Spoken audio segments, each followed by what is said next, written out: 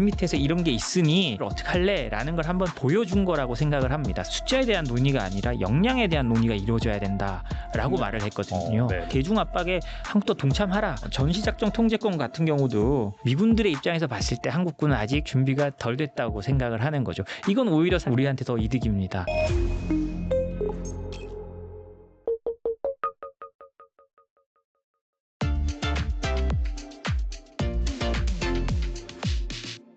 관련된 질문은 좀 추가적으로 들어본다면은 트럼프 대통령이 이제 러시아뿐만 아니라 러시아산 석유를 수입하는 인도의 25% 추가 관세를 이제 부과하면서 2차 제재 수위를 높였는데 이 조치는 이 미러 외교와 별개로 유지하겠다라고 이제 밝히기도 했거든요. 그렇다면 이런 액션은 좀 정말 실제로 그 러시아산 원유를 수입하는 뭐 인도라든지 그 대상 국가들 어떻게 보면 중립국이라고 하겠죠. 네. 그런 쪽에 정말 영향을 미칠 수 있을까요? 어떻게 보세요? 저는 이건 뭐 시범 케이스라고 보고요. 만약에 중국에 다시 또 여기 25%를 매긴다고 하면 그건 또 본인들의 협상력을 높이기 위해서 하는 걸 거라고 생각을 합니다.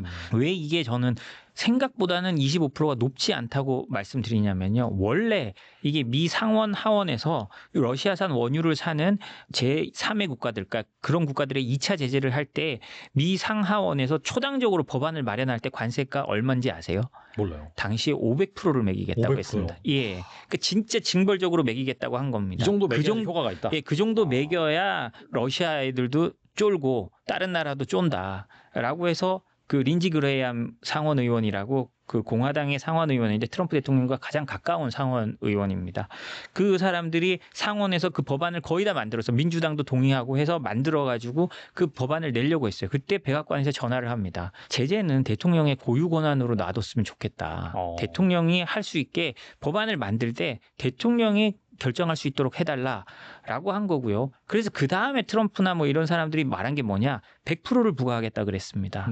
500에서 100으로 내려온 것도 적잖아요. 그래도 그 정도면 어마어마한데 실제로 시범 케이스로 때린 인도의 25%가 간 거예요.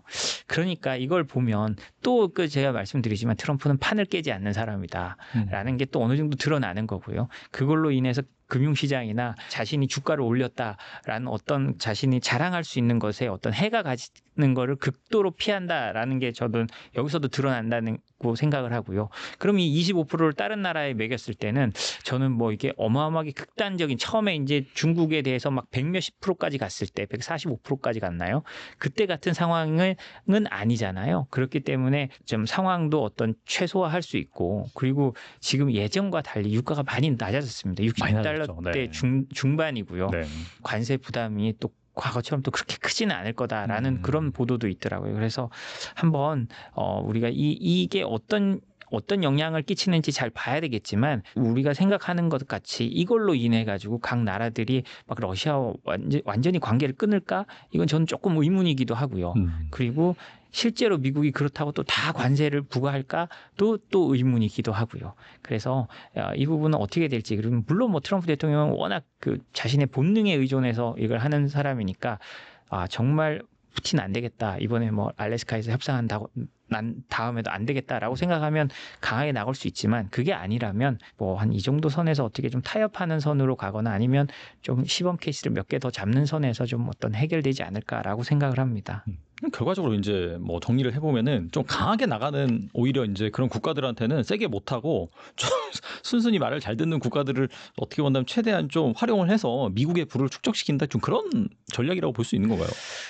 그 뭐 안타깝게도 좀 그런 면이 있다고 생각을 합니다. 그래서 뭐 실질적으로 관세 부담이 가장 많이 늘어난 나라를 따져보면 한국이 가장 많이 늘어난 축에 속한다고 하더라고요. 오히려 일본보다도 더. 왜냐하면 일본은 기존에 한 2.5% 관세를 부과받고 있었고 한국은 FTA로 제로 수준이었고요. 미국이 FTA를 맺은 나라에게 관세를 부과한 것 중에는 한국이 또 가장 높은 수준이다라고 하는 그런 얘기도 있더라고요. 그래서 실질적으로 어떻게 생각한다면 그 동맹이고 미국의 말을 잘 들어온 나라들한테 트럼프 대통령이 오히려 좀 협상의 레버리지를 또 본인 그게 더 크니까요. 또 그래서 좀 안타깝지만 좀 그런 면이 있는 게 아닌가 또 싶습니다. 그런 비판도 충분히 할 수 있다고 생각을 합니다.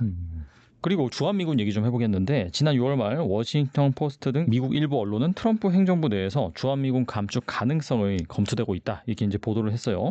당시에는 뭐 재정 절감과 글로벌 병력 재배치 논의가 맞물려서 한반도에서 일부 병력을 뺄 수 있다. 이런 전망도 나왔는데 근데 최근에는 미 국방부 고위 관계자가 주한미군 감축 계획은 없다라고 선을 긋기도 했고 오히려 한미 연합훈련 확대와 전략자산 순환 배치 강화가 언급되고 있습니다. 이 방향이 바뀌게 된 배경은 무엇일까요? 저는요. 당시 요거 있을 때 달란트 투자 나왔어도 한번 그 말씀을 드린 적이 있는데 제가 트럼프 대통령 1기 때 언론사 특파원으로 미국에 한 4년간 있었다고 말씀을 드렸잖아요. 네. 그때 되면 미국은 한국과 어떤 중요한 뭔가가 있을 때 평소에 제가 아무리 이메일을 보내도 답도 안 하던 고위 관료들이 맞아요. 네. 먼저 보내는 때가 있습니다. 너 혹시 뭐 궁금한 거 없니? 이렇게. 그리고 뭐 인터뷰 필요하지 않니? 저는 그때 또 요 말씀을 드렸는데 그 월스트리트 저널이나 이런 데서 요런 기사를 그 타이밍에 쓰는 거는요. 미국 정부의 필요에 의해서 썼을 가능성이 있다고 생각을 합니다. 충분히 제가 느낀 미국이라면 충분히 그런 식으로 활용을 했을 가능성이 있다고 생각을 하고요. 그렇기 때문에 뒤에 이제 감축 계획이 없다라고 한 건 이건 뭐 공식적인 거고 그렇지만 물밑에서 이런 게 있으니 너희들 어떻게 할래? 라는 걸 한번 저는 보여준 거라고 생각을 합니다. 4,500명을 보여준 거라고 생각하고요. 실제로 이제 그런 모습이 어떻게 이제 그 워딩들로 나타나느냐 보면 물론 그 미국 국방부 고위 관계자가 주한미군 감축 계획은 없다라고 했고 미국의 국방수권법이나 이런 데도 28,500명 해야 되고 바뀔 때 바꾸는데 예산을 쓰면 왜 이게 바꾸는 게 우리의 안보에 도움이 되는지를 증명해야 된다 뭐 이런 식으로 부대 조건이 들어가 있잖아요. 그런데 제이비어 브런슨 주한미군 사령관이요. 최근에 이제 며칠 전에 지난 8일입니다. 그러니까 한미동맹 현대화와 주한미군 숫자 조정에 대해서 그러니까 주한미군 사령관이 숫자에 대한 논의가 아니라 역량에 대한 논의가 이루어져야 된다라고 말을 했거든요. 그러니까 무슨 양이 그렇게 중요하냐. 그냥 양이 숫자가 아니다. 진짜 질이 중요한 거야라고 이제 주한미군 사령관도 뭐 어떻게 생각하면 이게 굉장히 원론적인 말이긴 합니다만 그렇게 말을 할 정도가 한국 기자들 앞에서 이게 얼마나 민감한 문제인지 한국에서 정치적으로도 민감한 문제인지 알만한 주한미군 사령관이 이렇게 말을 하는 거잖아요.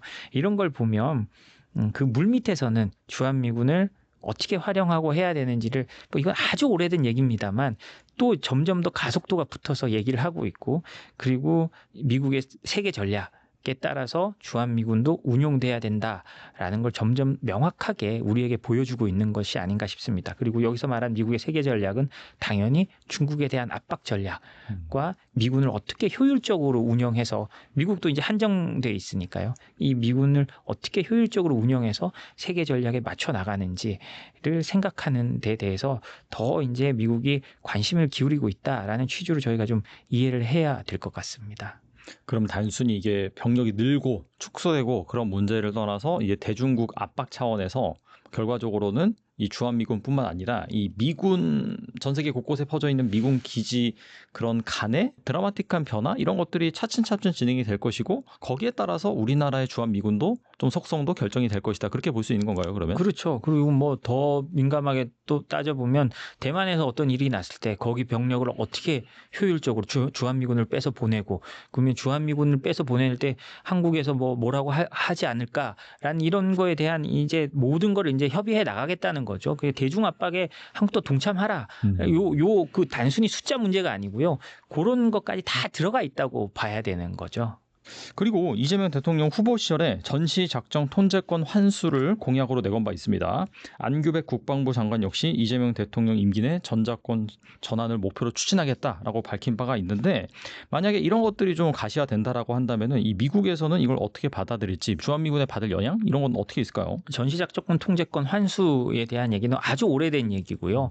뭐 우리가 계속 그 진보 정권에서는 환수해야 된다, 보수 정권에서는 시간을 두자 뭐 이런 식으로 정권에 따라서 좀 바뀌기도 합니다. 이념적 성향에 따라서도 다르고 이게 근데요 우리가 좀 현실적으로 아주 현실적으로 돈을 가지고 생각을 해보면요. 주한미군이 한국에 있는 게 우리가 돈으로 도움이 될까요? 없는 게 돈으로 도움이 될까요? 저는 주둔하고 있는 게 경제적으로는 훨씬 도움이 된다고 생각을 합니다. 그러니까 우리가 어떤 이념을 따져놓고 득실로만 생각을 해봤을 때요. 그러면 전시작전권을 환수했을 때 돈으로 따지면 어떨까요? 제 생각에는 뭐 이건 뭐 모두가 거의 동의하겠지만 이 전시작전권을 환수할 때 드는 돈은 아마 한국이 더 많이 부담을 해야 될 겁니다. 왜냐 창고에 더 많은 무기를 쌓아놔야 하고요. 그리고 미국과 더 상호작용할 수 있도록 우리가 더 갖춰야 될 것들이 훨씬 많아지죠. 안 그러면 미국의 무기로 우리가 퉁칠 수 있는데 그런 부분이 없어지는 거니까요. 그렇기 때문에 이 말의 뜻은 우리가 전시작전권 환수라는 말의 뜻은 우리가 국방비를 얼마나 낼 것이며 우리 국방을 우리가 어떤 식으로 책임질 것인가에 대한 아주 단계적인 긴 프로젝트가 나와야 되는 겁니다. 단순히 이 시점만을 말하는 게 아니거든요. 시간상으로 움직이는 게 아니고 그런 게 완료됐을 때 갈 수 있다라고 하는 거거든요. 그리고 실제로 2014년도에 서로 그렇게 합의가 되어 있습니다. 2014년도에 할 때도 조건 기반 접근 방식이라고 하는 건데요. 군의 핵심 방어 능력 확보와 안보 환경이 안정될 경우에 그 환수한다라고 되어 있거든요. 그러면 전투 수행 능력, 정보 지휘 통제 역량 같은 실질적인 준비 수준이 되어 있어야 된다는 건데 이 준비 수준을 한국은 다 되어 있다. 미국은 아직 안 된 것 같다라고 뭐 말할 것 같은데 실제로 뭐 트럼프 행정부에서는 계속 전시작전권 가져가세요.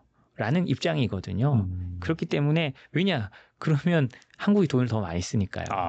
그렇지만 미군 수뇌부의 입장은 좀 다릅니다. 그러니까 금방 말하겠지만 브런슨 주한미군 사령관도요. 전시작전 통제권 같은 경우도 이분이 어떤 얘기를 하냐면 상황을 더 안전하게 만든다면 변화를 향해 움직이는 일을 주저하지 말아야 된다라고 하는데요. 그러면서 한 말이 자신들의 속내가 나옵니다. 전작권 전환을 빠르게 앞당기기 위해 지름길을 택한다면 한반도 전력의 준비 태세를 위태롭게 할 수 있다라고 말하거든요. 아까 말한 것처럼 미군들의 입장에서 봤을 때 한국군은 아직 준비가 덜 됐다고 생각을 하는 거죠. 이건 오히려 사실 우리 입장에서 보면 좀 돈은 덜 쓰는 겁니다. 금방 말씀드린 것처럼요. 미군들이 군인들의 입장으로 봤을 때 한국군은 아직 조금 실전 경험도 적고 그리고 이제 점점 이제 군 복무 기간도 줄어들고 하면서 숙련도도 낮아지고 이런 측면들이 있기 때문에 좀 적다고 생각하는 거고 사실은 반대한다는 말을 좀 우아하게 한 거죠. 우아하게 한 거라서 미국의 입장은 그럴 겁니다. 돈으로 봤을 때는 뭐 가져가세요. 우리한테 더 이득입니다. 그렇지만 한국군의 역량이 진짜 그 정도로 됐는지에 대해서는 미국은 약간은 아직 의문을 가지고 있는 그런 상황이라고 보면 될 것 같습니다. 근데 앞서서 이 미국의 이 전략 자산 재배치 관점에서 한반도의 뭐 주한미군 뭐 병력을 늘릴 수도 있고 줄일 수도 있고 아무튼 간에 이 대중 압박을 위해서는 결과적으로 미군한테 자율성이 있어야 될 것 같긴 하거든요. 만약에 우리가 이제 전작권을 가져가 버리면은 사실 유사시에 뭐 대한 전쟁이 발생했을 때 미국이 지원 갔을 때 주한미군은 자유롭게 뺄 수도 없잖아요. 그런 측면에서 사실 또 주한미군이라든지 그런 미국의 국방부의 입장에서는 잘 안 넘겨주려고 할 것 같기도 한데 이거 어떻게 보세요? 제가 그래서 그 트럼프 일기 때 뭐 싱크탱크의 되게 유명한 분한테 실제로 그런 질문을 한번 사석에서 해본 적이 있습니다. 그 전작권을 가져가면 그런 문제도 있을 거고 미국이 더 불편하지 않을까요? 라고 하니까 실제로 전쟁이 만약에 그런 상황까지 난다면요. 미국이 그런 거 저런 거 따지지 않을 거라는 겁니다. 무조건 참전해라. 실제로 그럴 거 아니에요. 우리라고 생각을 해보십시오. 그 상황에서 전투가 지금 치열한 중국과 대만의 전투가 벌어지고 있고 모든 가용 병력을 넣어야 되는데 한국에서 반대한다고 그 병력 안 빼겠어요? 어차피 한미 방위 조약 뭐 체결돼 있고 하니까. 그러니까요. 네. 그래서 그 얘기는 하시더라고요. 저도 그런 기억이 있는데요. 어찌됐든 뭐 그런 불편한 부분도 있고 뭐 하겠지만 전체적으로는 제가 그 전에 주한미군 사령관들도 몇 분 인터뷰를 해보고 한 적이 있는데 대부분은 전작권 전환을 하는 것 자체는 뭐 당연히 미래에 언젠가는 해야 되겠지만 한국이 아직은 받을 준비가 되지 않은 것 같았다라는 게 몇 년 전까지도 그런 말씀을 공통적으로 하는 걸 봐서 이건 어떤 정치적 문제가 아니라 한국군에 대한 미군들이 한국군을 보는 평가에 대해 있어서는 조금은 한국이 홀로 서기가 그렇게 쉽지는 않을 것 같다라는 판단을 하고 있는 것 같습니다. 그게 뭐 우리가 단순히 북한만을 상대로 한다면 그렇겠지만 한반도에 전쟁이 벌어지면 6.25 때와 같은 지금 또 러시아도 있고 중국도 있고 이런 상황을 다 생각을 해봤을 때 과연 한국이 할 수 있는지 여기에 대해서 조금 의문을 가지는 것 같긴 합니다. 네, 오늘 나와주셔서 정말 좋은 말씀 많이 주셨는데 끝으로 이 영상을 보고 계신 분들을 위해서 한 말씀만 부탁드립니다. 지금 뭐 관세 문제를 저희가 지금까지 저도 뭐 단란 투자에 나오면서 이런 문제 저런 문제 많이 했는데요. 이제 관세의 문제의 막은 좀 어느 정도 내려가고 있는 것 같습니다. 이제 이 관세의 막이 내려가면 그 다음에 어떤 트럼프 대통령은 절대 이 관세의 막이 내려갔다고 이걸로 끝내지 않을 거거든요. 이 관세를 어떤 그 근거를 잡아서라도 뭐든지 다른 걸로 또 다른 관세를 매기거나 또 다른 수출 통제나 제재의 시대로 또 들어갈 겁니다. 그래서 트럼프 4년에 한 1막이 어느 정도 내려가게 되는 거고 이제 그 다음에 어떤 것이 내려올까? 저는 개인적으로 수출 통제와 제재의 시대. 그리고 이제 관세는 융단 폭격이었다면 이제 다시 이제 지위부나 필요한 거를 타격하는 어떤 그런 정밀 타격의 시대가 다시 또 올 거라고 생각을 하거든요. 이제 또 첨단 제품들, 우리 주력 상품들이 다 거기에 걸려가고 있기 때문에요. 그런 부분을 앞으로 좀 더 조심해야 되지 않을까 생각하고요. 그런 부분이 좀 기업들도 미리미리 좀 준비를 해놔야 되지 않을까라고 생각을 합니다. 네, 일단 관세 협상이 마무리가 된 지금 1라운드는 끝난 것 같습니다. 말씀 들어보니까. 하지만 2라운드, 3라운드는 더 큰 게 또 올 수도 있고 그다음에 뭐 앞서 말씀하신 것처럼 이 열강 약간 제국주의로 가는 그런 측면도 없잖아 있기 때문에 우리나라가 정말 이 상황에서 리스크를 잘 파악하고 기회를 잘 잡았으면 좋겠습니다. 투자 시대도 꼭 참고하시면 좋을 것 같습니다. 네, 지금까지 조이준 대표님 나와주셔서 감사합니다. 예, 감사합니다.